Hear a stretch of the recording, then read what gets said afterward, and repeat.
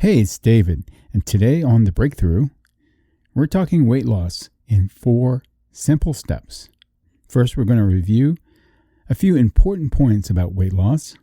Then, we're going to review the steps in detail. And please watch to the end, as the last point changed my life, and I hope it does for you. Okay, so let's talk about background.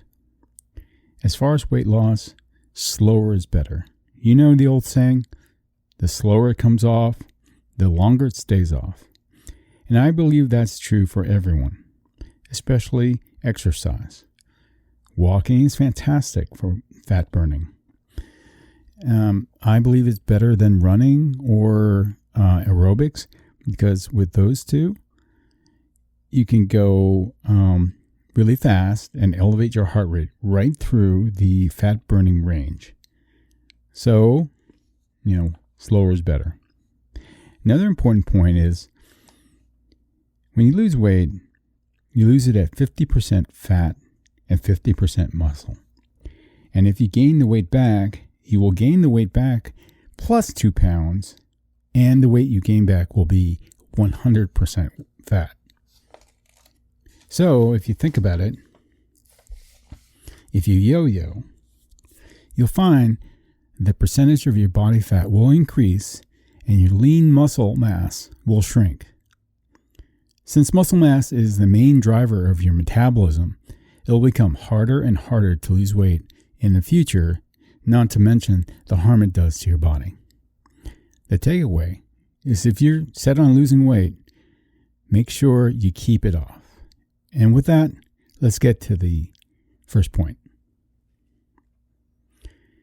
Okay, number 1, exercise as much as possible first thing in the morning on an empty stomach. After sleeping, you're more likely to be in ketosis, and that is your prime fat burning window.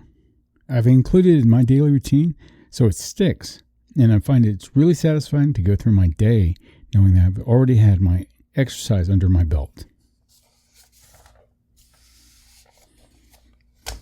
Point number 2, eat after 12. Yes, this involves fasting. I stop eating after 6 p.m. or after dinner. No snacks, only water, black coffee, or tea. And yes, no, you won't die because you can go 28 days without eating. We call this an 18-6 fast, fasting for 18 hours and feed for a window of 6 hours. For me, that's my limit.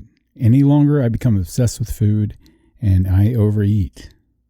Yes, despite what gurus say, you can't eat unlimited amounts of something and expect to lose weight.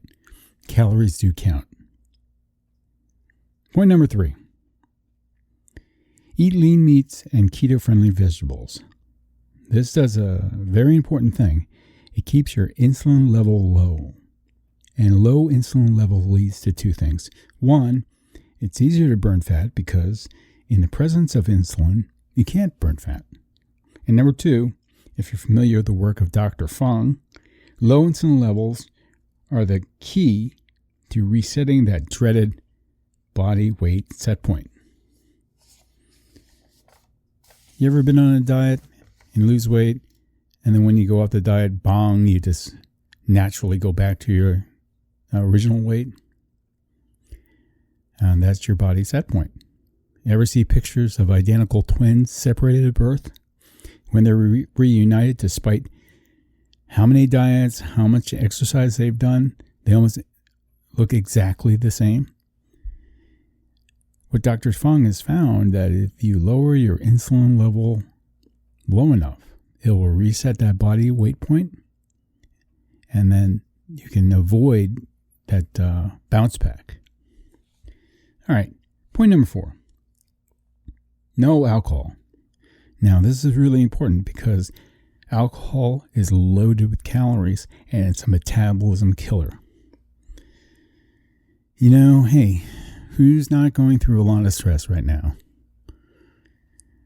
And if you're self-medicating, this might be a problem. But try it out, and you'll be shocked at how much weight will come off and how easily it'll come off just by doing this one last point. And in the future, if you're losing weight and the diet, the exercise, everything's sticking, you could try reintroducing it into your diet and see if your body can handle it. I know my body can't. So let's recap.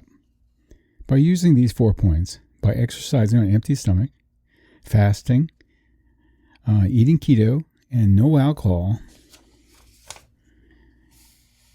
you will burn fat and keep your insulin level low and reset that dreaded body weight set point. But for me, the most important thing is, you probably heard all these 4 points. And, I have. But putting them together, they're very powerful. But let me ask you a question. What good is it if you don't do anything about it? By incorporating exercise first thing in the morning, it eliminates any decision making. I don't have to make time for it or get motivated. I've already done it. Try it. It's changed my life, and I'm sure it'll do the same for you. And for me, that's the real breakthrough.